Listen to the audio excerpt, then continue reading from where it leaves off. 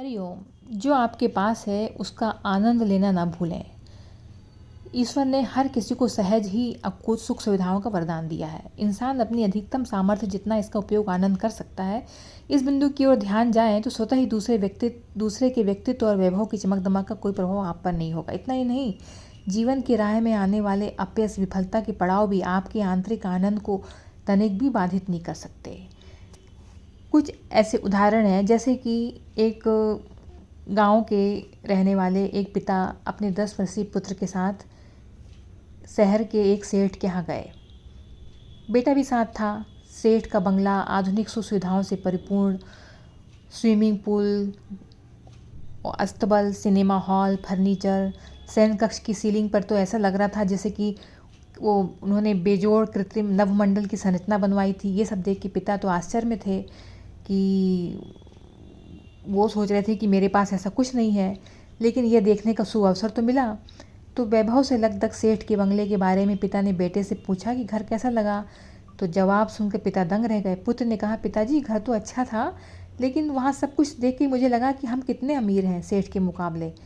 आकाश का नज़ारा देखने के लिए उन्होंने अपने बेडरूम की सीलिंग में आर्टिफिशियल नवमंडल की संरचना बनवाई। हमारे तो आंगन में हम लेटें तो साक्षात अंतरिक्ष देखने को मिलता है।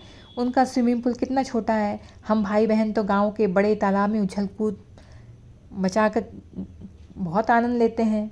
वह उन्हें कहाँ नसीब। घर के बाहर उन्हें छोटा सा बगीचा तैयार करवाया है।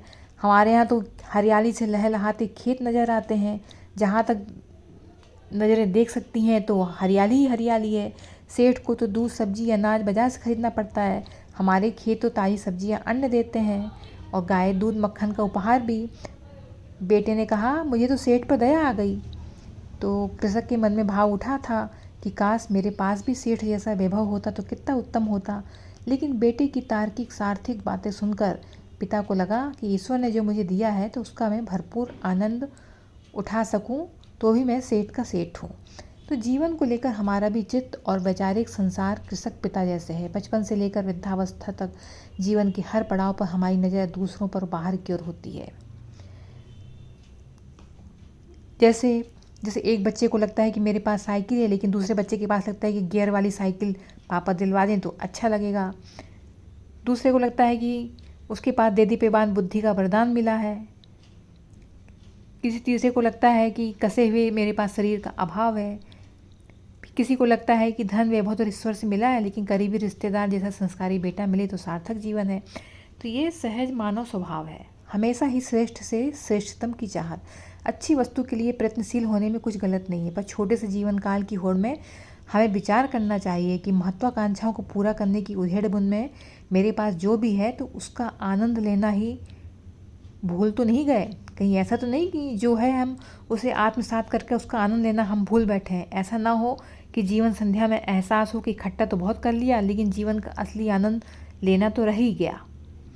तो भगवान गणेश जी जैसे खुश रहें, प्रसन्न रहें।